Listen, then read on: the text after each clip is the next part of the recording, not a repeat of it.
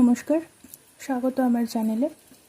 আমার চ্যানেল মূলত বৈদিক জ্যোতিষের বিভিন্ন যে ব্রাঞ্চগুলো আছে, যেরকম কেপি সিস্টেম, জেমিনি অ্যাস্ট্রোলজি বা পরাশরী হোরা, এই ধরনের যে ব্রাঞ্চগুলো রয়েছে সেগুলোর উপরেই মূলত আমি ভিডিও বানাই। তো আপনার যদি এসব বিষয়ে আগ্রহ থাকে তো এই চ্যানেল অবশ্যই আপনার জন্য। আমি মূলত ফল দীপিকা, বৃহৎ, পরাশরী হোরা এই ধরনের বইগুলোকে ফলো করি। তো যদি আপনি মিনিমাম কিছুটা লেভেল অবধি জ্যোতিষ শিখতে চান বা নিজের কুণ্ডলী নিজেই পড়তে চান এবং নিজের জীবন সম্বন্ধে মোটামুটি একটা প্রেডিকশানে আসতে চান, তো এই চ্যানেল অবশ্যই আপনাকে সাহায্য করবে। তো আজকে আলোচনায় আসা যাক সপ্তম ঘর। সপ্তম ঘর কি? সপ্তম ঘর মূলত আমাদের বৈবাহিক জীবনকে নির্দেশ করে। বৈবাহিক জীবন, জীবন সঙ্গী এবং আমাদের পার্টনারশিপ, বিজনেস, এবং তার থেকেও যেটা বেশি সেটা হচ্ছে সপ্তম ঘর অনেকটা আমাদের মিরর ইমেজের মতন। ফার্স্ট হাউস যদি আপনি হন, তো ফার্স্ট হাউস থেকে একেবারে সম্পূর্ণ বিপরীত স্থানে সপ্তম ঘর অবস্থান করে, 7th হাউস। তো এই ক্ষেত্রে এটা হয় যে সমাজ আপনাকে কিভাবে দেখছে, সমাজের চোখে আপনি কীরকম, এই বিষয়টা কিন্তু 7th হাউস নির্দেশ করে।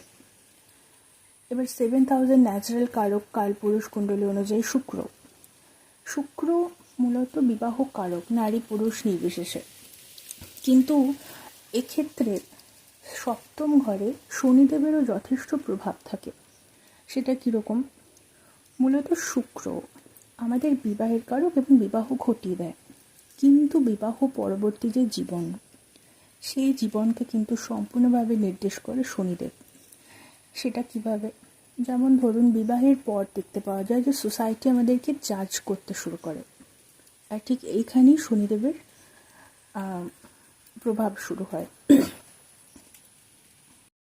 তো শনিদেবের প্রভাব থাকলেও সপ্তম ঘরে যদি কোনো ক্রূর গ্রহ অবস্থান করে, যেমন স্যাটার্ন, মার্স, রাহু, কেতু, শনি, মঙ্গল, রাহু, কেতু, এইগুলো সপ্তম ঘরের জন্য কোনোভাবেই খুব একটা ভালো অবস্থান হয় না।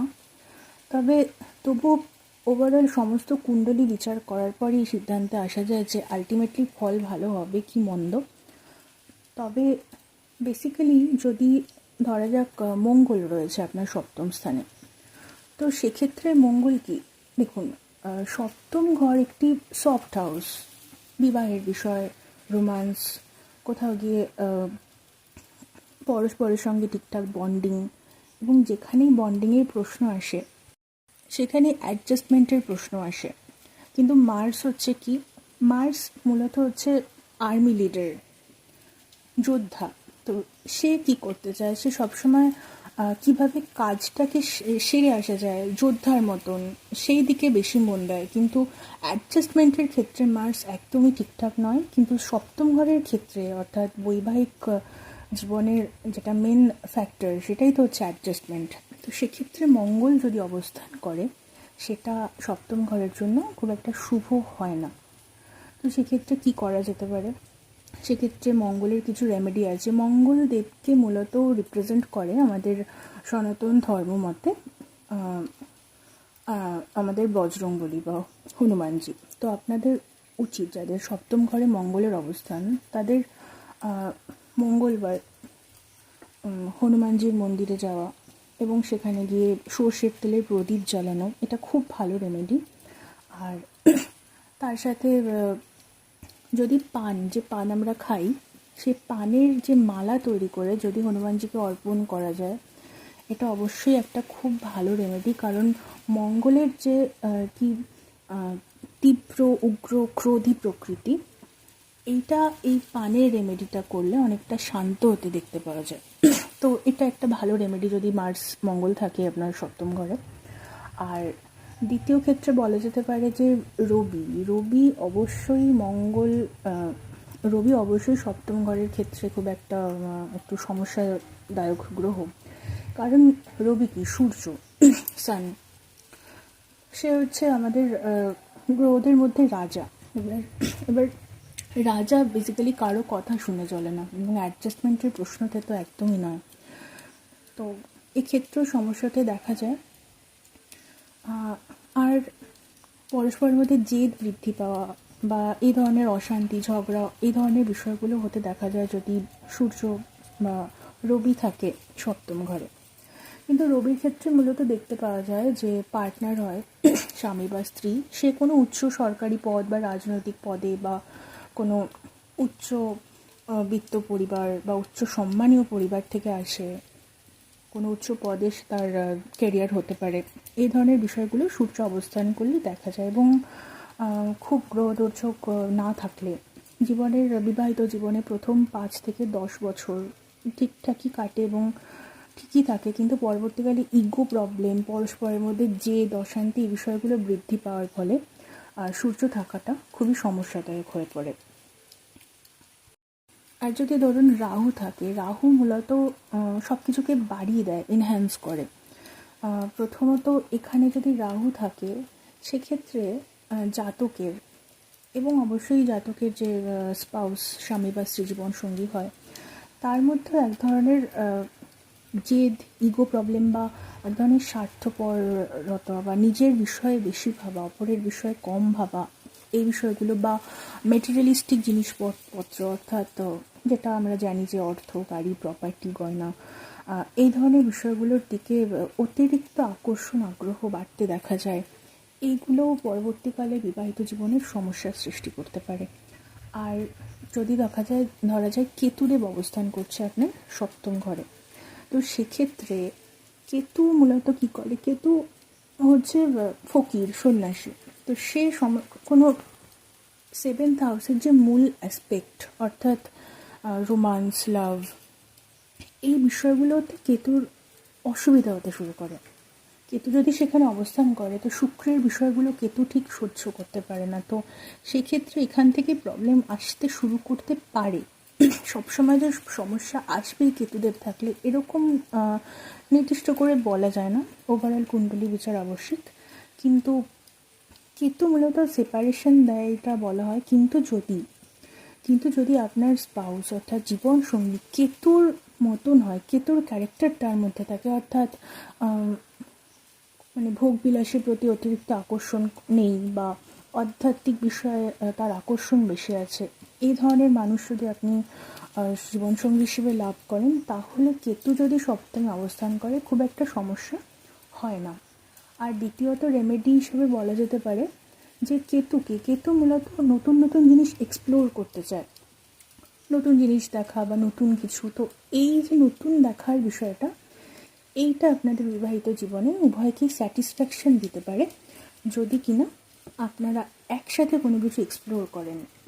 একই যে রোজকার জীবন এই মানে চলছে, ডাল ভাত রান্না হচ্ছে, চলছে, খাওয়া ঘুমানো হচ্ছে, এই ধরনের বিষয়গুলোর বাইরে যে জীবন, কোনো অ্যাডভেঞ্চার বা নতুন কিছু একসাথে এক্সপ্লোর করা, বাইরে যাওয়া, এবং বাইরে জাস্ট ক্যাজুয়াল ভ্রমণ এই ধরনের বিষয়গুলো না, কোনো একটা অ্যাডভেঞ্চার স্পোর্টস বা এই ধরনের কিছু কোনো এক্সাইটিং কাজ করা, এই বিষয়গুলো থাকলে কিন্তু নতুন নতুন জিনিস আপনারা যদি আপনাদের বিবাহিত জীবনে একে অপরকে দিতে পারেন তো সেক্ষেত্রে কেতু খুব একটা সমস্যা করে না।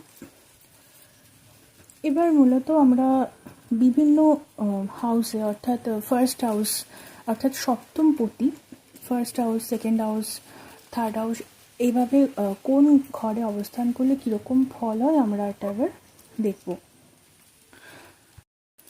আচ্ছা, তো সপ্তম পতি প্রথম ঘরে অবস্থান, এক্ষেত্রে কি হয়, জাতক মূলত যে বিবাহ করে এবং এদের বিবাহ হয় মূলত চেনা পরিচিত সার্কেলের মধ্যে, হতে পারে ছোটোবেলার বন্ধু, বা যদি সম্বন্ধের মাধ্যমে বিবাহ হয়, প্রেম বিবাহ নাও হয়, প্রেম বিবাহের ক্ষেত্রে তো পূর্ব পরিচয় থাকেই, সেটা তো কথাই। কিন্তু যদি পূর্ব পরিচয় প্রেম বিবাহ নাও হয় তবে সাধারণত দেখতে পাওয়া যায় যে এরা পরিচিত সার্কেলের মধ্যেই বিয়ে করে, ছোটোবেলার বন্ধু বা পাড়ার কোনো মানুষ, তো সেরকমভাবেও বিবাহ হতে পারে।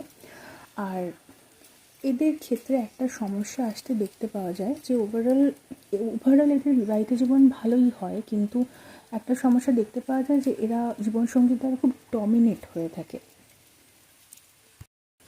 একটা সময় পর দেখতে পাওয়া যায় বিবাহিত জীবনে এদের কোনো সে থাকে না, মানে এই বিষয়টা থেকে অবশ্যই একটু বাঁচা উচিত। এবং এরা সবসময় এটা ভাবতে থাকে যে সমাজ আমাকে কিভাবে দেখবে বা লোকে আমার সম্বন্ধে কী ভাবছে, তো সেই অ্যাকর্ডিং এরা নিজেদেরকে চেঞ্জ করতে থাকে। তো এটা একদমই করা উচিত নয়। নিজের আত্মমর্যাদা, সেলফ রেসপেক্ট এটা সবসময় বজায় রেখে চলা উচিত যখন সপ্তমপতি প্রথম ঘরে অবস্থান করে।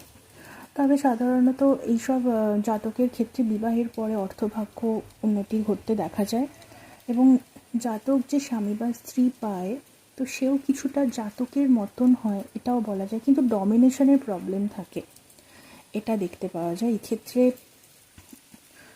জাতকের সাধারণত জন্মস্থান থেকে অনেক দূরে কোথাও পাকাপাকিভাবে বসবাস করা, বিদেশে বসবাস করা, এই বিষয়টাও হতে পারে।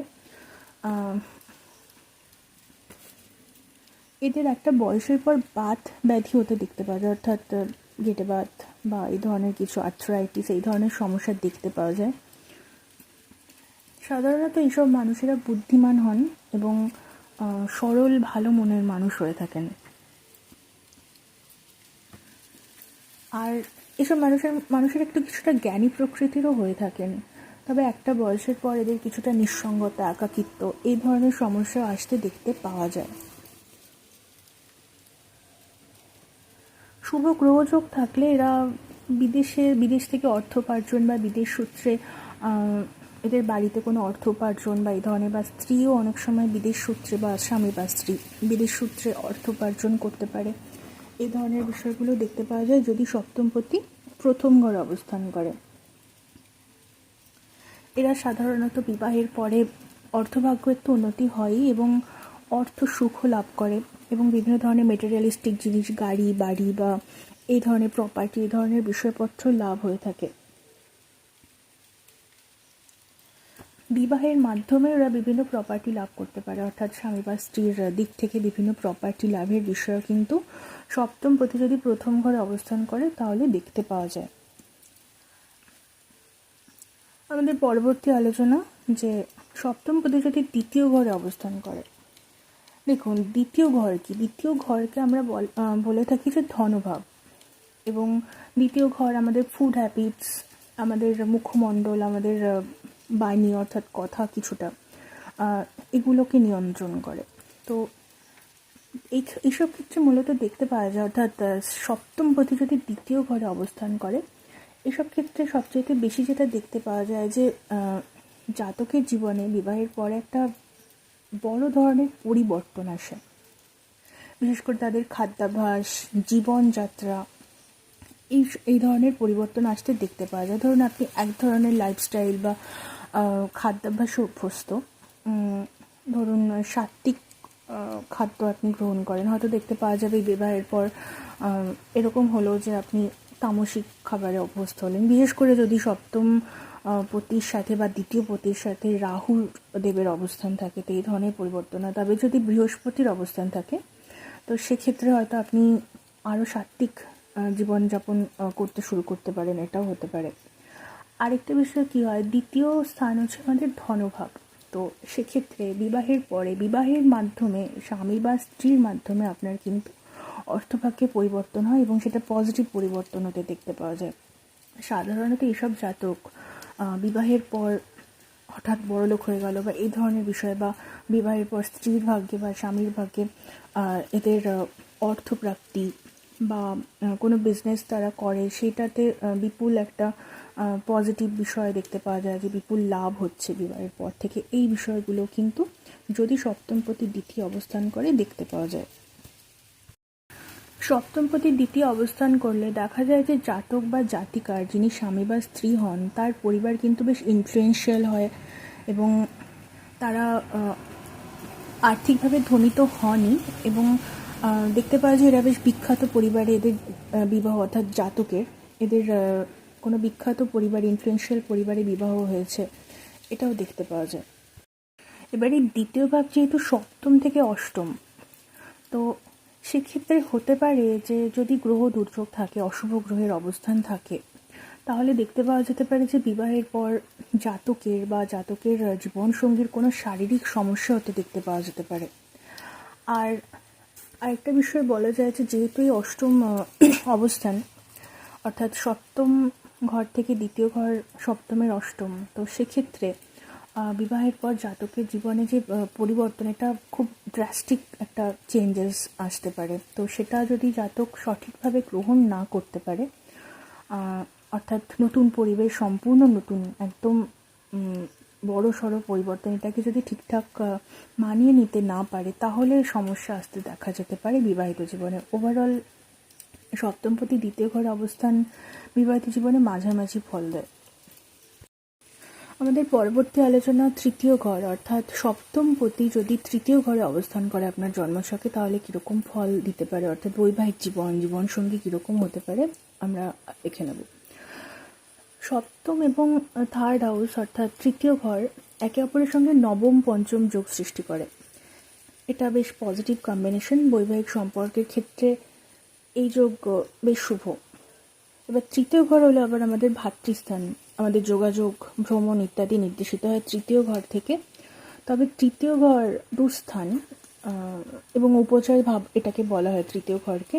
সুতরাং সেভেন্থ হাউস লর্ড অর্থাৎ সপ্তমপতি যখন তৃতীয় ঘরে অবস্থান করে, তখন জাতকের ভাই বোন ইত্যাদি বিদেশে ধনোপার্জন করে, এরকম দেখতে পাওয়া যায়। এবার তৃতীয় ঘরকে আত্মপ্রতিষ্ঠার ঘরও বলা হয়। জাতক নিজের চেষ্টায় কর্মজীবনে উন্নতি করতে পারে। আবার তৃতীয় ঘর ভ্রমণও নির্দেশ করে। আর সপ্তমপতির এই ঘরে অবস্থানে জাতক সাধারণত কর্ম উপলক্ষে বিভিন্ন কেরিয়ারের জন্য দূরস্থানে ভ্রমণ করে। জাতকের মিডিয়া, কমিউনিকেশন বা যোগাযোগ বা কথাবার্তায় প্রয়োজন হয় যেসব পেশায়, এই ধরনের পেশা জাতকের হতে দেখতে পাওয়া যায়। তবে তৃতীয় এবং সপ্তম এই দুটো ঘরকেই বলে কাম ত্রিকোণ। তো সপ্তমপতি যদি তৃতীয় ঘরে অশুভভাবে অবস্থান করে, সেক্ষেত্রে কিন্তু জাতকের কিছু সেক্স রিলেটেড সমস্যা দেখতে পাওয়া যেতে পারে। মূলত থার্ড হাউস আমাদের বিশেষ করে পুরুষের স্পার্ম বোঝায়। তো সেক্ষেত্রে অশুভ গ্রহযোগ থাকলে বিবাহ পরবর্তী সময় সন্তান প্রাপ্তিতে সমস্যা এটা দেখতে পাওয়া যায়। তবে জাতকের হয়তো কিছু প্রবলেম থাকলেও কন্যা সন্তান হতে দেখা যায়, তবে কিছু সমস্যার পরে সন্তান হয়, এটা দেখা গেছে যদি সপ্তমপতি তৃতীয় ঘরে অবস্থান করে। সেক্ষেত্রে সাধারণত শুভ গ্রহযোগের ফলে এদের এইসব জাতকের স্ত্রীরা বেশ উচ্চ পরিবার থেকে আসে। আর যদি অশুভ গ্রহযোগ থাকে, যেহেতু তৃতীয় স্থান ভ্রাতৃস্থান, তো জাতকের ভাই, ছোট ভাই, বিশেষত ভাই বোন, এদের নানান সমস্যায় পড়তে দেখা যায়। এদের জীবনসঙ্গী সাধারণত সুন্দর হয় এবং ধার্মিক প্রকৃতির হয়। আমাদের পরবর্তী আলোচনার বিষয় হচ্ছে ফোর্থ হাউস অর্থাৎ চতুর্থ ঘর, অর্থাৎ সপ্তমপতি যদি চতুর্থ ঘরে অবস্থান করে, সেক্ষেত্রে কীরকম ফল আমরা পেতে পারি আমাদের বৈবাহিক জীবনে, এবং স্বামী বা স্ত্রী কী ধরনের হতে পারে, এই বিষয়গুলো আমরা দেখে নেব। দেখুন, চতুর্থ ঘর থেকে সপ্তম স্থান হলো ভাবদ ভাবম এবং ফোর্থ হাউস হলো সেভেন্থ হাউসের থেকে 10th। এটি সপ্তম ঘরের ক্ষেত্রে অত্যন্ত শক্তিশালী একটি অবস্থান। সেভেন্থ হাউসের জন্য এটি একটি যথেষ্ট ভালো অবস্থান এবং বিবাহিত জীবনের পক্ষে এটা বেশ পজিটিভ একটা বিষয়। সপ্তম ঘর তো জীবন সঙ্গীকে নির্দেশ করে। এবার সপ্তমপতি চতুর্থ ঘরে অবস্থান করলে জাতকের জীবনসঙ্গী আত্মবিশ্বাসী প্রকৃতির হয়। এদের স্ত্রী বা স্বামী উপার্জনশীল হয়।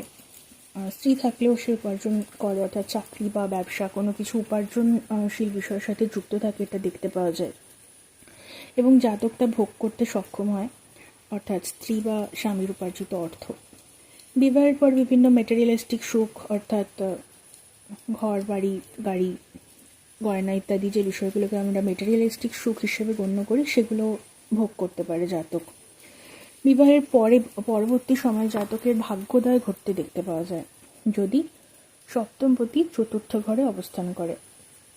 ফোর্থ হাউস শিক্ষাকেও নির্দেশ করে। এরকম অবস্থানে জাতকের কিন্তু উচ্চশিক্ষার যোগ দেখতে পাওয়া যায়। ফোর্থ হাউসকে আমরা বলি সুখস্থান। এবার সুতরাং বিবাহের পরে জাতক স্বামী বা স্ত্রীর সাথে সুখভোগ করবে, এটা কিন্তু বলা যায়। এটা বেশ সেভেন্থ লর্ডের ফোর্থ হাউসে অবস্থান খুবই পজিটিভ বিষয় বিবাহের ক্ষেত্রে। আর জাতকের যানবাহন, গাড়ি এই ধরনের সুখও জাতক অবশ্যই পেয়ে থাকে এবং এদের বেশ ভালো প্রপার্টি এরা দেখতে পাওয়া যায়, জীবনের একটা পর্যায়ে উপার্জন করতে পেরেছে বা তৈরি করতে পেরেছে, নিজে অ্যাসেট বানাতে পেরেছে, এটাও দেখতে পাওয়া যায়। আর এই ধরনের জাতক, অর্থাৎ যাদের সপ্তমপতি চতুর্থ ঘরে অবস্থান করে, এ ধরনের জাতকেরা কিন্তু বেশ সৎ, ধার্মিক প্রকৃতির হন এবং এরা উদার হৃদয়ের মানুষ হন। আর চতুর্থ ঘরের সুখস্থানে, চতুর্থ ঘর যেহেতু সুখস্থান বলে আমরা জ্যোতিষমতে বিচার করে থাকি, সপ্তমপতি যদি অশুভভাবে অবস্থান করে তাহলে জাতক কিন্তু বিবাহ সুখ থেকে বঞ্চিত হতে পারে। সাধারণত খুবই গ্রহ দুর্যোগ যদি থাকে, খুবই অশুভ গ্রহযোগ থাকে, তাহলেই এটা দেখতে পাওয়া যায়। তাই এক্ষেত্রে সপ্তমপতির শুভ অবস্থান এটা খুবই গুরুত্বপূর্ণ। আর চতুর্থ ঘরকে আমরা সুখস্থান যেরকম বলি, সেরকম মাতৃস্থান হিসেবেও আমরা দেখি। আর যেহেতু সপ্তম স্থান আমাদের জাতকের মারক ঘর, তাই সপ্তম হাউসের যে লর্ড, অর্থাৎ সপ্তমপতি যদি চতুর্থ ঘরের জাতকের সঠিকভাবে অবস্থান না করে, অশুভভাবে অবস্থান করে, তাহলে কিন্তু জাতকের মা বা মাতৃস্থানীয় যে মহিলা, স্ত্রী বা স্বামীর যিনি মা, অর্থাৎ শাশুড়ি যাকে আমরা বলি, তার কিন্তু শারীরিক সমস্যা দেখা যেতে পারে। আর জাতকের ক্ষেত্রে একটা রেমেডি বলা যায় যে এরা যেন কখনো মাতৃস্থানীয় বা মা, এদের সাথে কোনো আর্গুমেন্ট, ঝগড়া এই ধরনের বিষয়ে না যাওয়াটাই হচ্ছে সবচেয়ে বেস্ট রেমেডি। শুক্র যদি অশুভভাবে অবস্থান করে জাতকের জন্মছকে, তাহলে জাতকের বাহন সংক্রান্ত, অর্থাৎ যানবাহন সংক্রান্ত, অর্থাৎ গাড়ি, এই ধরনের কিছু প্রবলেম, এইসব বিষয়ে সমস্যা দেখতে পাওয়া যেতে পারে।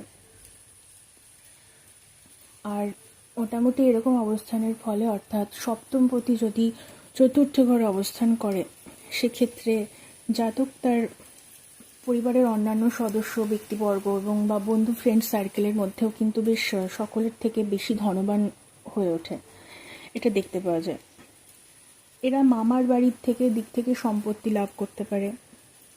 আর তবে জীবনের একটা পর্যায়ে, অর্থাৎ একটু এজ হয়ে যাওয়ার পর, তখন দেখতে পাওয়া যায় যে এই ধরনের অবস্থানের ক্ষেত্রে জাতকের নিজের পুত্র সন্তানের সাথে সম্পর্ক চ্যুত হতে দেখতে পাওয়া যায়, সম্পর্ক খারাপ হয়ে যায়। আর এইসব জাতকের বিদেশে উচ্চশিক্ষার যোগ দেখতে পাওয়া যায়। ওভারঅল এই অবস্থান খুবই ভালো। আমাদের পরবর্তী আলোচনায় চলে যাব, অর্থাৎ পঞ্চম ঘর, ফিফথ হাউস। সপ্তমপতি যদি পঞ্চম স্থানে অবস্থান করে, সেক্ষেত্রে কীরকম ফল আমরা আশা করতে পারি এবং বিবাহিত জীবন কীরকম হতে পারে, এগুলো আমরা দেখে নেব। সপ্তমপতির পঞ্চম ঘরে অবস্থান মোটামুটি সাধারণত লাভ ম্যারেজ নির্দেশ করে। বিবাহ স্থানের প্রতি যখন পঞ্চম, অর্থাৎ আবেগ প্রেম সম্পর্কে, পঞ্চম ঘরকে আমরা আবেগ প্রেম সম্পর্ক, আমাদের ইমোশন, শিক্ষা, এগুলোর সাথে যুক্ত করে দেখি। তো সপ্তমপতি যখন পঞ্চম ঘরে অবস্থান করে, অর্থাৎ বিবাহ স্থানের কারকপতি যখন পঞ্চম ঘরে, অর্থাৎ ইমোশনের ঘরে অবস্থান করে, সেক্ষেত্রে কিন্তু সাধারণত জাতকের লাভ ম্যারেজ হতে দেখতে পাওয়া যায়, নিজের পছন্দের বিবাহ। এবার ফলদীপিকা অনুযায়ী একটা বলা যায় যে সেভেন্থ হাউস লর্ড যদি শুভভাবে অবস্থান করে, তাহলে জাতকের স্বামী স্ত্রী জাতকের জন্য সৌভাগ্য বহন করে আনে এবং বিবাহের পর আর্থিক উন্নতি করতে পারে। পঞ্চম ভাব আমাদের সন্তানকেও নির্দেশ করে। সেক্ষেত্রে সপ্তমপতি যদি শুভ অবস্থানে না থাকে, তাহলে জাতকের সন্তান প্রাপ্তিতে কিছু সমস্যা হতে দেখা যায়। তবে শুভ অবস্থানে থাকলে সন্তান জন্মের পর জাতকের ভাগ্যোন্নতি ঘটতে দেখা যায়। এই ধরনের জাতক, অর্থাৎ সপ্তমপতি যাদের পঞ্চম ঘরে অবস্থান করে, এই ধরনের জাতক সাধারণত এরা ধনী হন এবং জাতক সমাজে সম্মাননীয় ব্যক্তিত্ব হন। জাতক মূলত সৎ, আনন্দপূর্ণ, হাসি খুশি প্রকৃতির হয়। এরা হৃদয়বান, দয়ালু প্রকৃতির, উদার হৃদয়, উদার চরিত্র, এই ধরনের মানুষ হন এরা। বিভিন্ন গুণী মানুষ, ইনফ্লুয়েন্সিয়াল মানুষের সাথে কিন্তু এদের যোগাযোগ হতে দেখতে পাওয়া যায়। এবার বৃহৎ পরাশরী হোরা মতে যখন সপ্তম ভাবস্থ স্বামী যখন পঞ্চম স্থানে অবস্থান করে, তো বৃহৎ পরাশরী হোরাতে বলছে दारिषु पंचमे जातो मानि सर्वगुणान्वित सर्वदा हर्षयुक्तम তথা সর্বধনান্বিত। অর্থাৎ বাংলা করলে বলা যায় যে যদি সপ্তমপতি পঞ্চমে অবস্থান করে তখন জাতক মানি সর্বগুণান্বিত, সর্বদা আনন্দযুক্ত এবং ধনাধিপ অর্থাৎ প্রচুর ধন সম্পত্তির অধিকারী হয়ে থাকেন। এটি ওভারঅল একটি ভালো কম্বিনেশন। খুব গ্রহ দুর্যোগ না থাকলে এটা বিবাহিত জীবনের পক্ষে ভালো কম্বিনেশন। চলে যাব পরবর্তী আলোচনায়। 6th হাউস অর্থাৎ সপ্তম পতি যদি ষষ্ঠ ঘরে অবস্থান করে সেক্ষেত্রে কী ধরনের ফল আমরা দেখতে পাবো এবং কীরকম হতে পারে আমাদের বিবাহিত জীবন এবং কীরকম জীবনসঙ্গী আমরা এক্সপেক্ট করতে পারি। সপ্তম পতির ষষ্ঠ ঘরে অবস্থান 2-12 অর্থাৎ 2-12 যোগ সৃষ্টি করে। এটা এরকম মানে 2-12 কম্বিনেশন যেটা সৃষ্টি করে। এই কম্বিনেশন বিবাহিত জীবনের পক্ষে খুব একটা ভালো বলা যায় না। এই কম্বিনেশনে জাতকের জীবনসাথীর শরীর স্বাস্থ্য নেগেটিভলি প্রভাবিত হয়। 7th হাউসকে আমরা জানি এটাকে কাম হাউস বলা হয় এবং ষষ্ঠ ঘর হলো রোগের নির্দেশক। রোগ, ঋণ, শত্রু এটা আমরা ষষ্ঠ ঘর থেকে বিচার করে থাকি। এরকম অবস্থানের ফলে অর্থাৎ সপ্তম পতি যদি ষষ্ঠ ঘরে অবস্থান করে তাহলে জাতকের বিভিন্ন খারাপ অভ্যেস থেকে বিভিন্ন সেক্সুয়াল রোগ বা যৌন দুর্বলতার শিকার জাতক হতে পারে।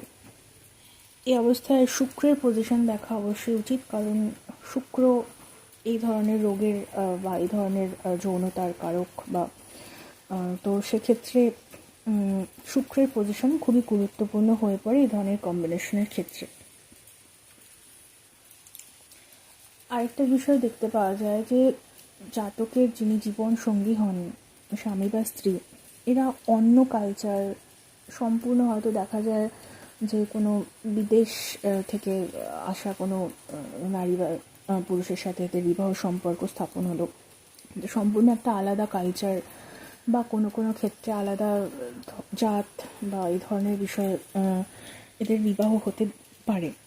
তো অন্য ধরনের অর্থাৎ আপনি জাতক যেরকম জীবন লাইফস্টাইল বা কালচারের সাথে অভ্যস্ত তার থেকে সম্পূর্ণ বিপরীত কালচার থেকে এরা এদের জীবনসঙ্গী লাভ করে থাকে দেখতে পাওয়া যায় যদি সপ্তম পতি ষষ্ঠ ঘরে অবস্থান করে।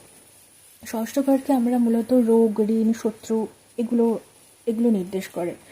এবার 7th হাউসের যদি 7th হাউস আমরা জীবনসঙ্গী, বিজনেস পার্টনার এসব নির্দেশ করে।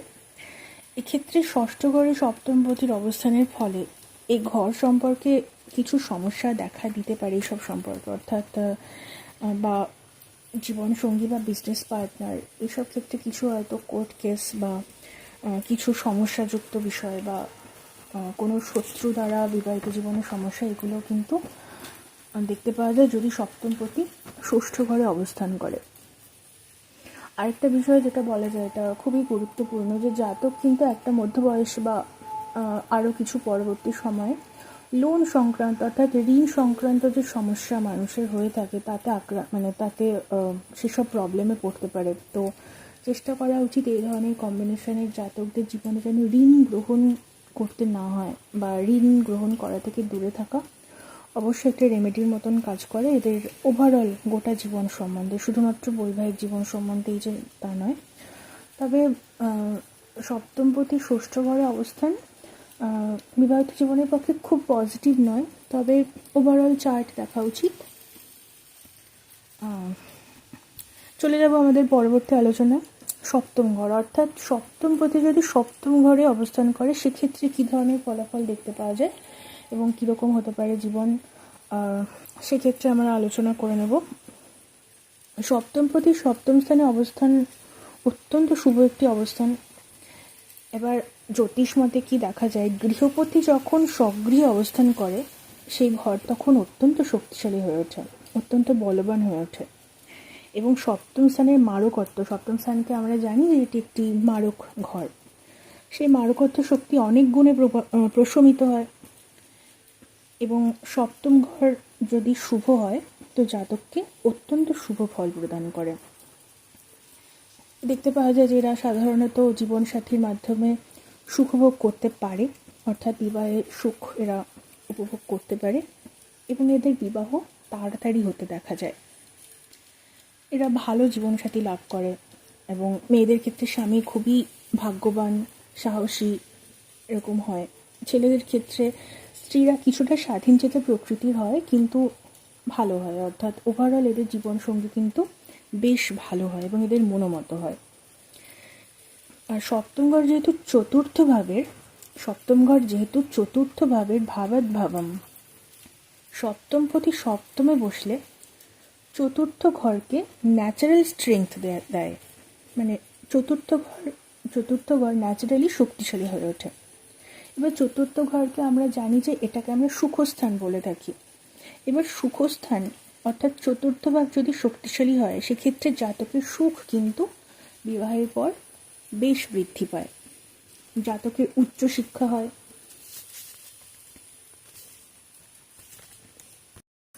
আরেকটা বিষয় যেটা বলা যায়, যদি সপ্তমপতি সপ্তম ঘরেই অবস্থান করে, সেক্ষেত্রে সপ্তম ঘর চতুর্থ ঘরের তো বটেই, এবং দশম ঘর 10th হাউস, অর্থাৎ চতুর্থ ঘর এবং দশম ঘর দুটো ঘরেরই ভাবাদ ভাবম। এটা খুব পজিটিভ বিষয়। সুতরাং সপ্তম ঘরে যখন সপ্তমপতি অবস্থান করে এবং তার ফলে সপ্তম ঘর বলিয়ান হয়ে ওঠে, এবং তখন ন্যাচারালি তার ভাবাদ ভাবম অর্থাৎ 10th হাউস আর 4th হাউস এই দুটো শক্তিশালী হয়ে যায়। এই দুটো ঘরই কিন্তু পলিটিক্যাল যে বিষয়গুলো বা সরকারি বিষয়ের জন্য অত্যন্ত গুরুত্বপূর্ণ ভূমিকা রাখে।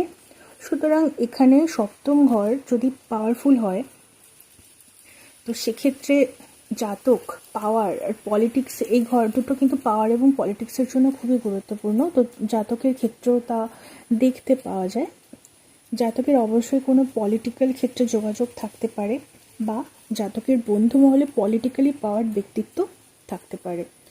তো সপ্তম পতি যদি সপ্তম স্থানে অবস্থান করে, এটা কিন্তু ওভারঅল খুবই বিবাহিত জীবন এবং ওভারঅল জীবনের পক্ষে এটা বেশ পজিটিভ এবং শুভ একটা যোগ হিসেবে জ্যোতিষে গণ্য করা হয়। তো আমাদের পরবর্তী আলোচনা, সপ্তম পতি যদি অষ্টমে অবস্থান করে, এক্ষেত্রে এটি খুব একটা শুভ অবস্থান নয় বিবাহ জীবনের ক্ষেত্রে।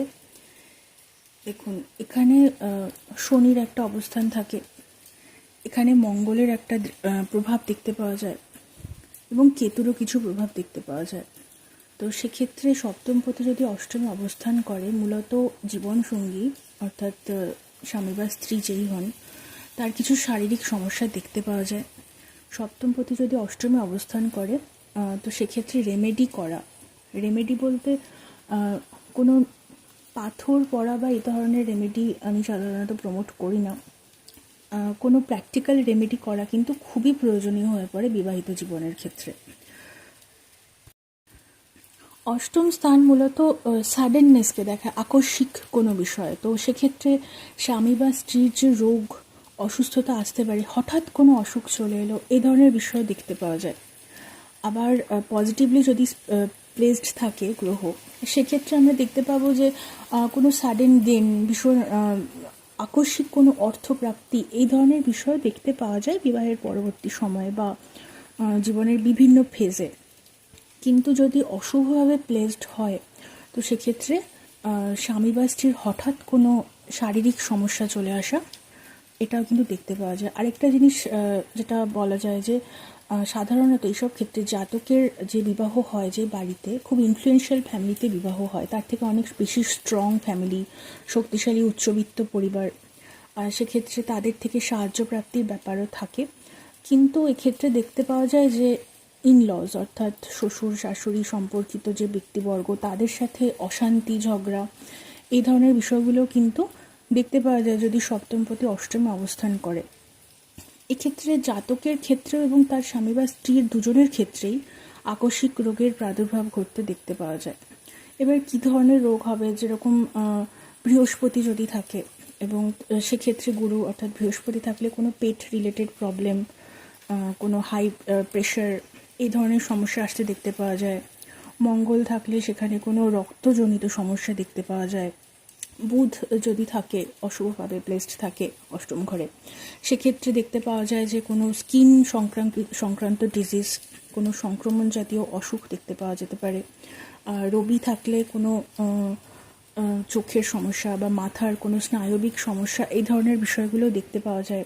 শনি অবস্থান করলে হাড় সংক্রান্ত সমস্যা, জয়েন্টের সমস্যা, এই ধরনের বিষয়গুলো দেখতে পাওয়া যায়। তবে ব্যাপারটা এটা হয় যে সমস্যা তখনই আসে যে এই ধরনের রোগগুলো সাধারণত সাডেন, হঠাৎ করে আসতে দেখতে পাওয়া যায় আকস্মিকভাবে।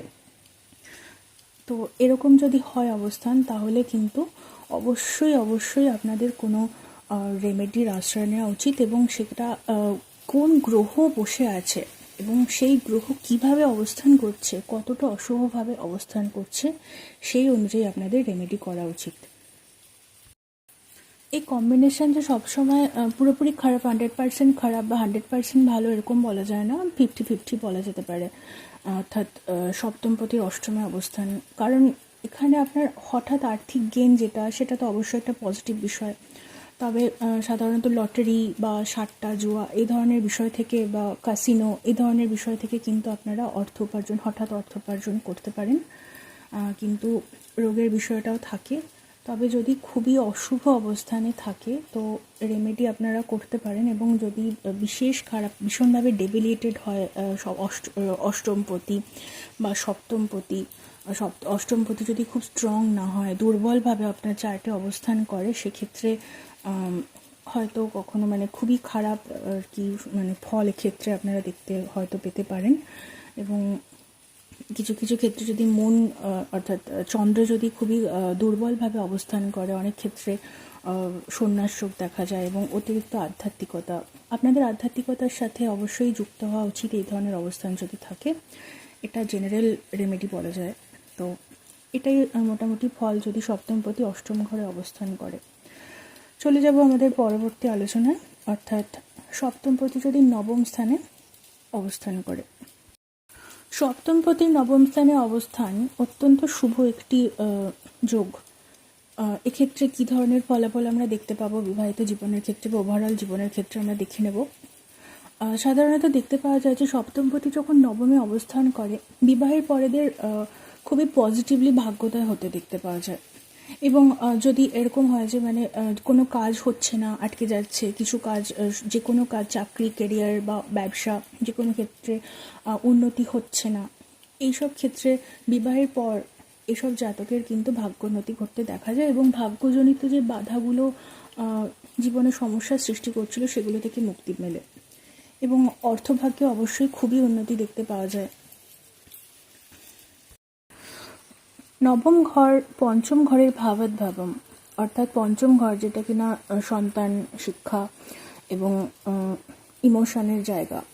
তো সেক্ষেত্রে যদি নবম ঘর এবং নবম ঘরে সপ্তমপতি পজিটিভলি অবস্থান করে, সেক্ষেত্রে সন্তান জন্মের পর জাতকের ভাগ্যোন্নতি ঘটে, এবং এদের সন্তান সাধারণত ভালো হয় এবং উচ্চশিক্ষা লাভ করে, সমাজের প্রভাব প্রতিপত্তি লাভ করতে পারে। কিন্তু অশুভভাবে অবস্থান করলে এর ঠিক বিপরীত ফলও দেখতে পাওয়া যায়। বিবাহের পর জাতকের ধর্মভাব প্রবল হয়ে ওঠে, আধ্যাত্মিকতার দিকে মন যায়, এবং সাধারণত যদি জুপিটার ভালো অবস্থানে থাকে আপনার ছকে, সেক্ষেত্রে স্বামী স্ত্রী একসাথে কোনো ধার্মিক স্থানে, ধর্মীয় স্থানে আপনারা ভ্রমণ করতে পারেন, মন্দির বা কোনো তীর্থ ভ্রমণ আপনাদের হতে পারে, এবং এই বিষয়গুলো করলে আপনাদের ভাগ্যোন্নতিও দেখতে পাওয়া যায় জাতক এবং তার স্বামী বা স্ত্রীর। 9th হাউস সাধারণত দীর্ঘ ভ্রমণকেও দেখায়। তো 7th হাউস লর্ড যখন শুভভাবে নবম ঘরে অবস্থান করে, সেক্ষেত্রে দেখতে পাওয়া যায় যে বিবাহের পর জাতকের দীর্ঘ ভ্রমণ হচ্ছে, এই ধরনের বিষয়গুলো দেখতে পাওয়া যায়। বিবাহের পর যে ধরনের মন্দিরে আপনারা যেতে পারেন, সেগুলো আপনাদের সেসব মন্দিরে গিয়ে আপনারা ডোনেশন, দান এসব যদি করেন, তো জাতকের ভাগ্যোন্নতি অব্যাহত থাকবে, এবং জীবনে যে কোনো বাধা বিঘ্ন এগুলো দূর হয়ে যেতে পারবে, এবং যত বেশি আপনি রিলিজিয়াস হবেন, যত বেশি আধ্যাত্মকে আপন করে নেবেন, তত বেশি কিন্তু আপনার জীবনে এবং আপনার স্ত্রী, স্বামী, সন্তান সকলের জীবনে কিন্তু ভাগ্যোন্নতি যোগ ঘটতে দেখতে পাওয়া যাবে। ওভারঅল এটা খুবই ভালো একটা কম্বিনেশন, সপ্তমপতির নবমে অবস্থান। চলে যাব আমাদের পরবর্তী আলোচনায়, অর্থাৎ সপ্তমপতির দশমে অবস্থান। দেখুন, দশম স্থান থেকে আহ, আচ্ছা, সপ্তম ঘর হচ্ছে দশম স্থান থেকে দশম স্থানে অবস্থান করে, অর্থাৎ এটা ভাবাত ভাবম হচ্ছে। তো যখন সপ্তমপতি দশম স্থানে অবস্থান করে, সেক্ষেত্রে দশম ঘরের যে ন্যাচারাল স্ট্রেংথ পাওয়ার সেটা কিন্তু, অর্থাৎ দশম ঘর কিন্তু বলিয়ান হয়ে ওঠে। দশম ঘরকে আমরা কর্মের ঘর বলে জানি, নিষ্কাম কর্ম এবং কর্ম প্রফেশন আমরা দশম ঘর থেকে বিচার করি। তো সেক্ষেত্রে সপ্তমপতি যখন দশম ঘরে অবস্থান করে, এক্ষেত্রে দেখতে পাওয়া যায় যে বিবাহের পর জাতক কর্মের প্রতি অত্যন্ত আগ্রহী হয়ে উঠেছে এবং এদের কর্মপ্রাপ্তির যোগও কিন্তু বিবাহের পর প্রবল হয়ে উঠতে দেখতে পাওয়া যায়, এবং কর্মস্থানে এদের উন্নতি, এই বিষয়টা দেখতে পাওয়া যায়। আর একটা প্রশ্ন জেনারেল থাকে যে আমরা আমাদের জীবনসঙ্গীর সাথে কোথায় প্রথম আমাদের সাক্ষাৎ হতে পারে। সাধারণত দেখতে পাওয়া যায় যদি সপ্তমপতি দশমে অবস্থান করে, সেক্ষেত্রে কর্মস্থানে কিন্তু আমরা জাতক জীবনসঙ্গীর সাথে মিলিত হতে পারে। প্রথম দেখা সাক্ষাৎ বা সেখান থেকে বিবাহের সম্পর্কের দিকে এগিয়ে যাওয়া, এই ধরনের বিষয়গুলো দেখতে পাওয়া যায়। আর সাধারণত যদি সপ্তমপতি দশম ঘরে শুভভাবে অবস্থান করে, তাহলে বিবাহের পর জাতক তার কর্মক্ষেত্রে খুবই উন্নতি করে এবং যেই ফিল্ডেই যে আছে সেখানে অনেকটা লিডারের মতন হয়ে ওঠে, অর্থাৎ বেস্ট ইন হিজ ফিল্ড, এই ধরনের বিষয় কিন্তু দেখতে পাওয়া যায়। এই ধরনের জাতক, অর্থাৎ যাদের সপ্তমপতি দশমে অবস্থান করছে, এরা ধনী হয়ে থাকেন এবং এদের সন্তানরাও কিন্তু বেশ ধার্মিক হয়ে থাকে। সপ্তম ঘরকে আমরা রাজনৈতিক ক্ষেত্রের সাথে যুক্ত হিসেবে দেখতে পারি। এখন সপ্তমপতি যখন দশম স্থানে অর্থাৎ কর্মভাবে এসে অবস্থান করছে আপনার ছকে, সেক্ষেত্রে দেখতে পাওয়া যায় যে জাতকের কিন্তু রাজনৈতিক ক্ষেত্রে যদি অন্যান্য গ্রহযোগও শুভ অবস্থান করে, সেক্ষেত্রে রাজনৈতিক ক্ষেত্রেও কিন্তু জাতকের কেরিয়ার হতে পারে এবং বেশ রাজনৈতিক ইনফ্লুয়েন্সিয়াল ব্যক্তিও কিন্তু জাতক সময় হয়ে উঠতে পারে। আবার যদি সপ্তমপতি যখন দশমে অবস্থান করে এবং দশমপতিও যদি দশমে অবস্থান করে, অর্থাৎ সপ্তমপতি এবং দশমপতি একত্রে দশম স্থানে অবস্থান করে, সেক্ষেত্রে দেখতে পাওয়া যায় যে জাতক কিন্তু জীবনে খুবই নাম, যশ, অর্থ এগুলো অর্জন করতে পারে।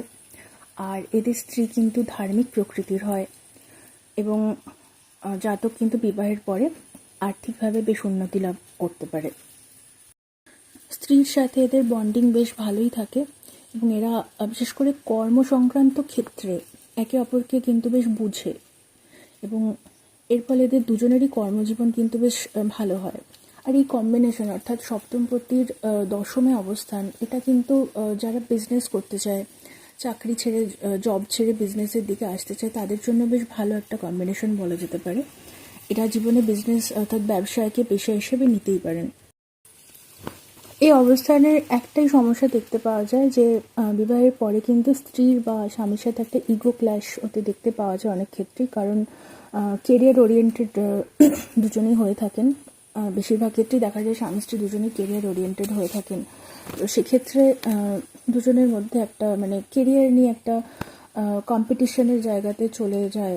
তো সেক্ষেত্রে বাড়িতে ঝগড়া অশান্তি কিছুটা হয়তো দেখতে পাওয়া যায়। তো সেক্ষেত্রে একটু বুঝে চললে অবশ্যই এই বিপদ থেকে রক্ষা পাওয়া যেতে পারে। চলে যাব আমাদের পরবর্তী আলোচনায়, অর্থাৎ সপ্তমপতির একাদশ ঘরে অবস্থান। সপ্তমপতির একাদশ স্থানে অবস্থান কিছুটা পজিটিভ এবং কিছুটা নেগেটিভ বলা যেতে পারে, এক্ষেত্রে দশম স্থানেরই মতন। তো সেক্ষেত্রে দেখতে পাওয়া যায় যে যখন বিবাহের পরে যদি কোনো সোশ্যাল মিডিয়া বা এই ধরনের বিষয়ের সাথে বা সোশ্যাল মিডিয়া ইনফ্লুয়েন্সার বা মিডিয়া ফিল্ড, যোগাযোগ, কমিউনিকেশন, এই ধরনের ফিল্ডে আপনি জাতক যদি কেরিয়ার করতে চাইছে অথচ হচ্ছে না, সাকসেস আসছে না, তো বিবাহের পরবর্তীকালে কিন্তু এই প্রবলেমগুলো থেকে সরে আসা যায় এবং ভাগ্যোন্নতি ঘটে এইসব ফিল্ডের ক্ষেত্রে এবং পয়সা আসতে শুরু করে, অর্থ আসতে শুরু করে বিবাহের পরবর্তীকালে। কিন্তু এক্ষেত্রে সমস্যা যেটা দেখতে পাওয়া যায় যে ইনলজ দুই ক্ষেত্রে, অর্থাৎ আপনার ক্ষেত্রে এবং আপনার জীবনসঙ্গীর ক্ষেত্রেও, অর্থাৎ আপনার স্ত্রীর আপনার বাবা মার সাথে এবং আপনার স্ত্রীর বাবা মার সাথে, অর্থাৎ উভয়ের পক্ষের শ্বশুর শাশুড়ির সাথে কিন্তু একটা অশান্তি, ঝগড়া বা মনোমালিন্যের ব্যাপার কিন্তু এই কম্বিনেশনে দেখতে পাওয়া যায়। 11th হাউস অর্থাৎ একাদশ ঘর কিন্তু অনেক আমাদের লং টার্ম ডিজিজ, যেগুলো ইনকিউরেবল, যেগুলো সহজে সারে না, লাইফস্টাইল ডিজিজ যেগুলো হয়, ডায়াবেটিস, সুগার, প্রেশার আজকাল তো সবারই হয়েই থাকে। তো এই ধরনের বিষয় কিন্তু একটা এজের পর দেখতে পাওয়া যায় আপনার জীবনসঙ্গীর, বা আপনারও এটা দেখতে পাওয়া যেতে পারে। তো এই বিষয়ে সাবধান থাকা উচিত, এবং সাধারণত ফিজিক্যালি অ্যাক্টিভ থাকাটা একটা রেমেডি বলা যেতে পারে। ওভারঅলি কন্ডিশন বেশ ভালো, মানে এই কম্বিনেশন বেশ ভালো, কিন্তু চাইল্ড বার্থের ক্ষেত্রে কিছু সমস্যা দেখতে পাওয়া যায়, কিন্তু বাকি এখানে আপনার গেন হতে পারে, মানে এটা আপনার বিবাহের পরে বিভিন্নভাবে আপনি বিবাহ সূত্রেই হোক, বা আপনার নিজস্ব ক্যারিয়ার সূত্রেই হোক, বা বিভিন্ন ফাটকা, লটারি বা এইসব বিভিন্ন ক্ষেত্র থেকেও কিন্তু আপনার গেন হতে পারে। চলে যাবো পরবর্তী আলোচনায়, অর্থাৎ 7th হাউস লর্ড যদি 12th হাউসে বসে, অর্থাৎ সপ্তম পতি যদি দ্বাদশ ঘরে অবস্থান করে, সেক্ষেত্রে কী ধরনের ফলাফল আমরা জীবনসাথী এবং বিবাহিত জীবন সম্পর্কে জানতে পারবো, কীরকম ফলাফল আমরা পেতে পারি। তো এটা খুব একটা ভালো কম্বিনেশন বলা যায় না বিবাহের ক্ষেত্রে এবং ওভারঅল জীবনের ক্ষেত্রে, কারণ আমরা জানি যে 7th হাউসের লর্ড যখন ষষ্ঠ ঘরে বসে, তো সেখানে একটা 6-8 রিলেশন, অর্থাৎ 6-8 যে সম্পর্ক, সেটা দ্বাদশ ঘরের সাথে হয়, তৈরি করে। এবং আমরা জানি যে সাধারণত 6, 8 এবং 12 এই তিনটে ঘর নেগেটিভ ঘর, মারক স্থান হোক বা উপচয় স্থান হোক। তো সেক্ষেত্রেও এটা বিবাহিত জীবনের কারক যখন সপ্তম পতি অর্থাৎ এই ঘরে অবস্থান করছে, সেক্ষেত্রে খুব একটা ভালো ফল কিন্তু এক্ষেত্রে আমরা আশা করি না। দ্বাদশ ঘরকে আমরা খরচের ঘর বলি, ব্যয়ভাব। তো সেখানে যখন সপ্তমপতি যখন ব্যয়ভাবে অবস্থান করে, তো সেক্ষেত্রে দেখা যায় যে জাতকের স্ত্রী বা স্বামী অত্যন্ত খরুচে প্রকৃতির হয়, এবং এটা থেকে কিন্তু বিবাহিত জীবনে এবং ওভারঅল গোটা জীবনে কিন্তু বেশ সমস্যার সম্মুখীন জাতককে এবং তার স্ত্রীকেও হতে হয়। আমরা জানি সপ্তম ভাব মারক স্থান, এবং দ্বাদশ ভাব একটা নেগেটিভ ঘর। তো সেক্ষেত্রে দাঁড়িয়ে যখন সপ্তমপতি এইরকম একটা দ্বাদশ ঘরের মতন নেগেটিভ হাউসে এসে বসে, তখন কিন্তু নেগেটিভ বিষয়টা আরোই, অর্থাৎ সপ্তম ঘরের যে মারক তত্ত্ব, সেটা আরোই বেশি শক্তিশালী হয়ে ওঠে। মূলত যে সমস্যার সৃষ্টি করে সেটা হচ্ছে উভয়ের, অর্থাৎ স্বামী স্ত্রী দুজনেরই কিন্তু শারীরিক সমস্যা হতে দেখতে পাওয়া যায়। দ্বাদশ ঘর ফরেন ল্যান্ড অর্থাৎ বিদেশ, এটাকেও কিন্তু নির্দেশ করে। সুতরাং দেখতে পাওয়া যায় যে অনেক ক্ষেত্রে জাতকের স্বামী বা স্ত্রী কিন্তু অন্য কালচার, অর্থাৎ বিদেশি বা ফরেন স্পাউস, যেটা আর কি, বিদেশি বা বংশোদ্ভূত স্বামী স্ত্রী, এরকম কিন্তু দেখতে পাওয়া যায়। অন্য কালচার, অন্য ধর্ম, এই ধরনের বিষয় দেখতে পাই যখন সপ্তমপতি দ্বাদশ ঘরে অবস্থান করে। সপ্তম ঘরকে আমরা কাম হাউস বলি, এবং দ্বাদশ ঘর হচ্ছে মোক্ষ হাউস। তো এই দুটো যখন একে অপরের সাথে 6 এবং 8-এর সম্পর্ক তৈরি করে, তো সেক্ষেত্রে দাঁড়িয়ে কিন্তু জাতকের যে বৈবাহিক সুখ, সেটা থেকে জাতক অনেকটাই বঞ্চিত হয়। এ বিষয়ে অবশ্যই রেমেডি করার প্রয়োজন আছে। আচ্ছা, দ্বাদশ ঘর এবং সপ্তম ঘর এই দুটোই কিন্তু ভ্রমণের ঘর হিসেবে আমরা বিচার করি, এবং দ্বাদশ ঘর সেক্ষেত্রে বিদেশ ভ্রমণকে বোঝায়। তো এক্ষেত্রে দেখতে পাওয়া যায় যে জাতকের জীবনে বিদেশ ভ্রমণের যোগ দেখতে পাওয়া যায়, এবং জাতকের যদি কেরিয়ার নিয়ে বলা যায়, তো সেক্ষেত্রে জাতক কিন্তু বস্ত্রের ব্যবসা বা এই ধরনের বস্ত্র রিলেটেড কোথাও কাজ করা, চাকরি করা, জব করা, এই ধরনের বিষয় কিন্তু প্রফেশন হিসেবে জাতকের হতে দেখতে পাওয়া যায়। দ্বাদশ ঘর আমাদের ঘুম, এটাকেও কিন্তু নির্ধারণ করে যে আমরা কিভাবে ঘুমোবো, আমাদের ঘুম ঠিক হবে কিনা। ঘুম আমাদের জীবনে অত্যন্ত একটা গুরুত্বপূর্ণ পার্ট। এটার উপর আমাদের হেলথ, ওভারঅল লাইফের অনেক কিছু নির্ভর করে, কারণ স্বাস্থ্য ঠিক না থাকলে কিছু ঠিক থাকে না। তো সেক্ষেত্রে দাঁড়িয়ে আমরা যখন দেখি যে যখন দ্বাদশ ঘরে যখন এর থেকে অষ্টম ঘরের পতি এসে অবস্থান করে, সেক্ষেত্রে কিন্তু আমরা দেখতে পাই জাতকের স্লিপিং প্যাটার্ন যেটা, সেটা ডিস্টার্ব হয়, স্লিপ ডিসঅর্ডার বা এই ধরনের সমস্যা কিন্তু দেখতে পাওয়া যায়। আর জাতকের অবশ্যই কিছু মানে খাদ্যাভ্যাসের আনহেলদি ফুড হ্যাবিট, যেটা ইটিং হ্যাবিট, সেটা কিন্তু দেখতে পাওয়া যায়, যার থেকে নানান রকমের হেলথ রিলেটেড ইস্যু জাতকের নিজেরও হতে পারে। সপ্তম পতি যখন দ্বাদশ পতির সাথে দ্বাদশ ঘরে অবস্থান করে, অর্থাৎ সপ্তম পতি এবং দ্বাদশ পতি, 7th লর্ড আর 12th লর্ড একসাথে দ্বাদশ ঘরে অবস্থান করে, সেক্ষেত্রে জাতক কিন্তু সপরিবারে বিদেশে পাকাপাকিভাবে অবস্থান করে, এটাও দেখতে পাওয়া যায়। আর আরেকটা বিষয় হয় যে মানে এটাকে ভালো বলা যায় বা মন্দ বলা যায়, যে জাতকের কিন্তু অনেক ক্ষেত্রেই সন্ন্যাস যোগ বা স্পিরিচুয়ালি খুব বেশি ইনক্লাইন্ড হয়ে যাওয়া, এই বিষয়টাও কিন্তু আমরা দেখতে পাই এ ধরনের অবস্থানের ক্ষেত্রে। আরেকটা কথা বলা যায় যে 7th হাউস লর্ড যদি 12th হাউসে বসে, সেক্ষেত্রে এটা রেমেডি হিসেবেও ধরা যায় যে একে অপরের মধ্যে যদি খুব বিশ্বাস থাকে, তাহলেও কিন্তু আপনাদের বিবাহিত জীবন অনেকটাই পজিটিভ দিকে মোড় নিতে পারে।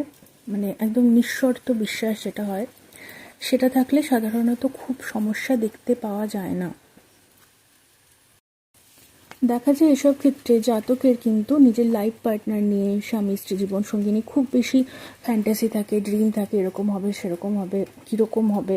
তো সাধারণত যদি শুভ গ্রহযোগ থাকে, তাহলে সেই ড্রিম, সেই স্বপ্ন কিন্তু ফুলফিলও হতে দেখতে পাওয়া যায় যদি সপ্তমপতি দ্বাদশে অবস্থান করে। তো এটাই ছিল আজকের আমাদের টপিক নিয়ে যে আলোচনা, অর্থাৎ সপ্তমপতি প্রথম থেকে দ্বাদশ পর্যন্ত বিভিন্ন ঘরে অবস্থানে কীরূপ ফল আমরা জ্যোতিষমতে লাভ করতে পারি। তো রেমেডিসের ক্ষেত্রে বলা যায় যে আমি আগে বললাম যে মানে পাথর বিষয়টা আমি খুব একটা প্রমোট করি না।